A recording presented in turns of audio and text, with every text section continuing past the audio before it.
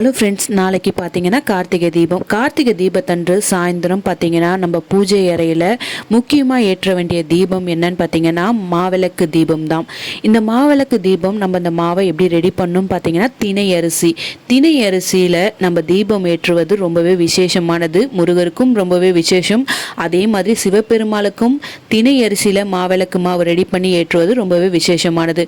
இந்த மாவிளக்கு மாவை எப்படி ரெடி பண்ணணும் பார்த்தீங்கன்னா திணை அரிசியை நல்லா கழுவிட்டு 2 மணி நேரம் ஊற வச்சு அதை நல்லா வடிகட்டி எடுத்ததுக்கு அப்புறமா மிக்ஸி ஜார்ல தண்ணியே இல்லாத அளவுக்கு அரைச்சி எடுத்துக்கோங்க. அரைச்சி எடுத்ததுக்கு அப்புறமா அதுல வெல்லமும் தேனும் கலந்து இந்த மாதிரி மாவிளக்கு மாவை ரெடி பண்ணி எடுத்துக்கோங்க.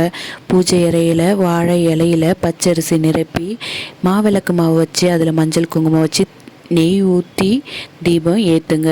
தீபம் ஏற்றி நீங்கள் முழு நம்பிக்கையோட நீங்கள் வேண்டுதல் வைக்கிறப்ப அது கண்டிப்பாக நிறைவேறும். மாவிளக்கில் தீபம் ஏற்றினால் வீட்டில் லட்சுமி கலாசம் உண்டாகும், தெய்வ சக்தியும் அதிகரிக்கும்.